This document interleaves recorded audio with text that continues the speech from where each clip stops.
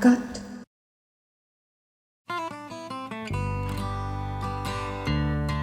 I once lived with a girl who spent all her days making weird films that she would call her greatest art. "This will be big one day," she would say. "Just wait, I know I'm gonna be a star." But the joy would only last for the day. As soon as night hit, her world would fall apart. She would sit in her messy room, drinking chai out of a cracked porcelain jar. And even if you never asked, she would tell you the horrors of her past, how life had always been unfair, and how dare they say her films were bad. They just saw 2 minutes of the start. And then, of course, there was the man she loved, who promised to marry her one day, but the next day he would break her heart. Those nights always seemed too long. No matter what we said or did for her, she would continue to sing the same song. "Life has always been unkind to me. Happiness is too fleeting, or maybe it's just not meant for me." When we didn't know what else to do, we would just sit back and let the cloud of sadness pass. Because as soon as the first rays of sun poured through the window, she would go back to being a proud filmmaker, ready to create a revolution in the world of art. But then, things started to get worse. The melancholy of the night seeped into the days. She sat glued to her television, watching movies on war, listening to gloomy songs all day. And I knew things had really gone downhill when she stopped creating those films that she once loved to make. So to cheer her, one night I took her to the beach. Under the moonlit sky we stood, the cold ocean washing over our feet. For a brief moment, I saw the little girl in her beaming with joy, but she soon caught herself as she turned to look at me. "I know what you're trying to do, and it's all great, but what's the use?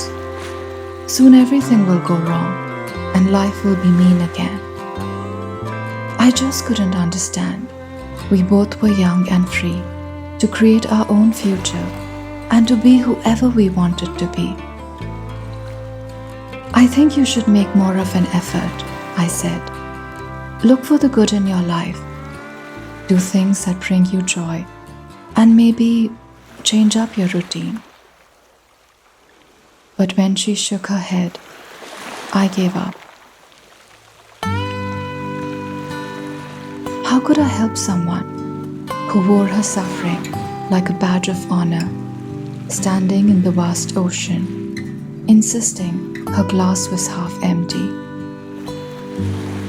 A few weeks later, I moved out, and we didn't talk again until 5 months later, when I bumped into her on the street.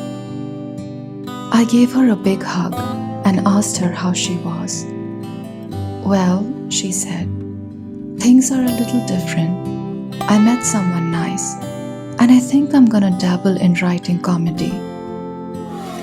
I was genuinely surprised, so I said with a smile, "I'm so happy that you're finally happy."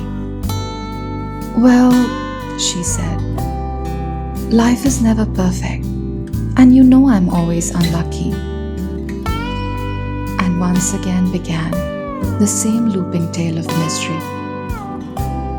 As I stood there looking at her, I was reminded of those little moths I'd seen dancing by the candle flame, careless and unafraid, getting burnt but circling back again to melt into the fire, addicted to the ache. Maybe, like them, she was in love with her pain. But then I remembered reading in a book that it's not that the moth wants to destroy itself, but it's just that it mistakes the flame for the moon's light, thinking it will help it find its way.